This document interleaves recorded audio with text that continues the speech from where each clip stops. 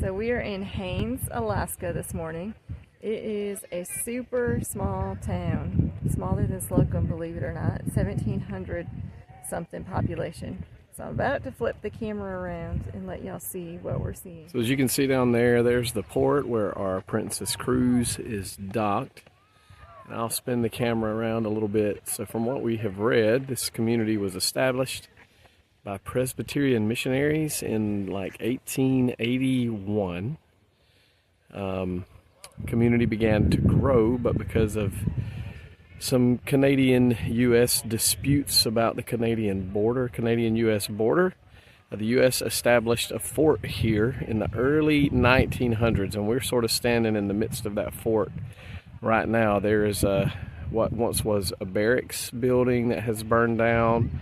There's its twin barracks building there, that larger white building. We're sort of standing in the parade grounds right now. There are officers' quarters, all those homes that have been preserved up there. What was the general headquarters and post office kind of right in the middle of the screen there. The local hospital that was established when the fort was built is that larger building there. But just look at the beauty. I mean, it's, I'm sure, hard to live here in the winter, but it is an absolutely beautiful place, right on the water, beautiful mountains, snow-covered, eagles, wildlife. Apparently whales frequent the waters here. Yeah, pretty awesome place to visit. So we're still at the Haines port on our cruise, and we took a little short bus trip up to a little community called Dalton City. I found an awesome little disc golf store here in Alaska, but it's part of this awesome little square. And if these buildings look really quaint, part of the reason is because the Dalton City, all of these buildings were initially built by Walt Disney Company for the movie White Fang.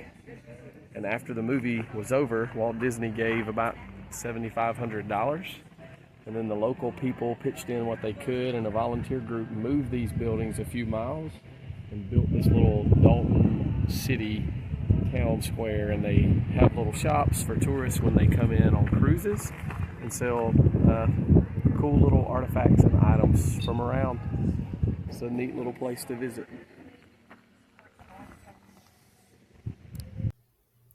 Quick tip: if you are going to Haines anytime soon as a port on your cruise ship, I would recommend, if you like being active and doing things at your port, to schedule something ahead. We don't mind being laid back and had a good time just looking around the city, but honestly, it probably took about an hour to see almost everything that there was to see there.